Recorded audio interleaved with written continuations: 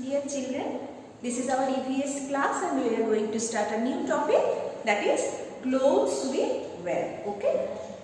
In this chapter, we will know that why do we need to wear clothes and what are the ways to make clothes and different types of fabrics also. First, we need to know that why do we need to wear clothes. Everybody loves different kind of colorful clothes and modern designs or different types of clothes, but why it is needed? First, though, it just used to look us good. Second thing is the clothes which cover our body. Why do we need to cover our body?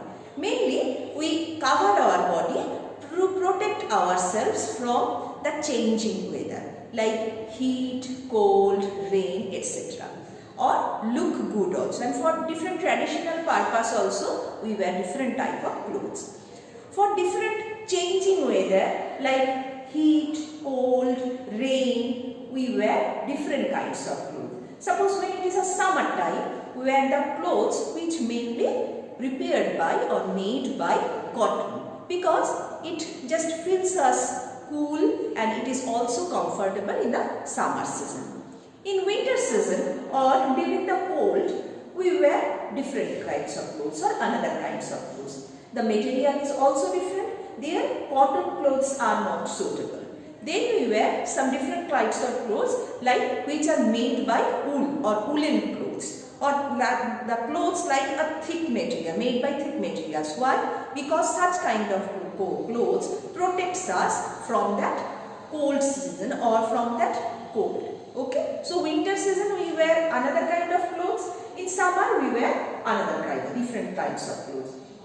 So protect ourselves from heat, cold, rain, dust, or changes of weather. We wear clothes, and also we wear clothes because to look good, and also for different traditional purpose also we wear clothes. Army men, as like we just get different kinds and different materials to make the clothes, but in early times or army men didn't get such kind of things. Army men covered his body with animal skin, fur and barks and leaves of trees, because such kind of modern clothes or technology were not available that time. They only used the things which were available in nature only, like animal skin, like fur, bark, leaves of trees, etc.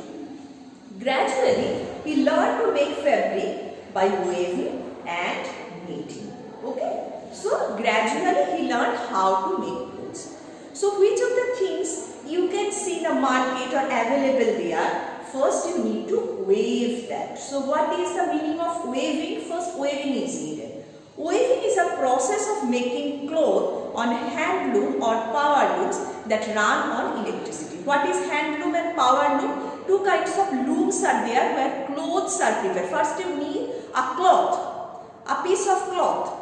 Then only the designer or the tailor cut it and just shape it, make the shape, stitch it, and you get the clothes of different kinds. But first you need the piece of cloth or that piece. So how those things are made? Those cloth made by weaving. Weaving can be done by two ways. By hand looms. Hand looms means the looms or the machine which run by human power or manual.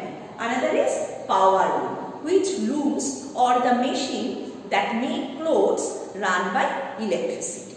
Weaving is done using two threads. When weaving is done, they need two threads. Two threads, the weaver just joining the two threads make those clothes. Then is knitting. What is knitting? Knitting is done on knitting machine. Knitting machine is another machine where knitting is done. It can be done using one or more thread. What are the things made by knitting machine? Like t-shirt, track suits, sweaters, shawls, and many other things are knitted. Okay, understood? At home, we use knitting needles to knit sweaters. I hope that you have seen your grandparents, grandmothers or mother has used such kind of knitting needles to weave the or knit the sweaters. Mufflers and gloves by hand. In the picture also you can see grandmother is making, or just here only the picture has given knitting something by wool. Coloring the clothes. Next is, now suppose the cloth has prepared or cloth has made. Now only it needs to color. Once the cloth is ready, it is dyed by soaking. Dyed means coloring, by soaking it in colored solution. Dyes are made from chemicals, vegetables or flowers. Now only pattern. So first is the cloth has made, then only dye has done or coloring has done. Then the third part is pattern.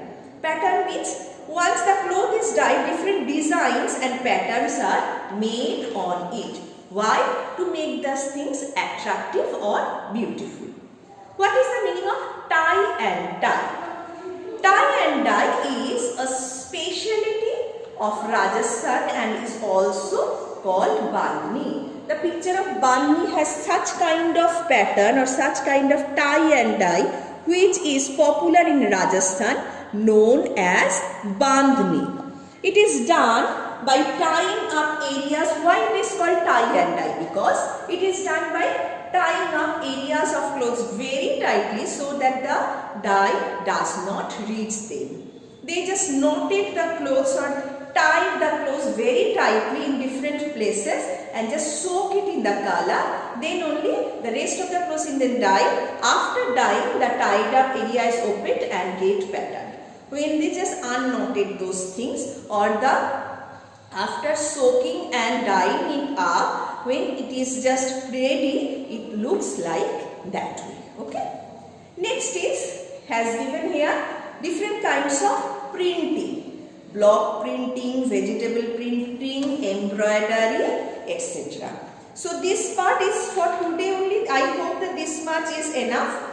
So in the next class only I am going to start from block printing area. So what you have to do, very small portions of this chapter has completed today. So what you do, in page number 115 and 16 half portions, whatever is given, you just learn or study those things again and again. So this part will be prepared and next portions will be easy to grab. So in the next class I am coming from block printing. Okay. So thank you so much for today's class.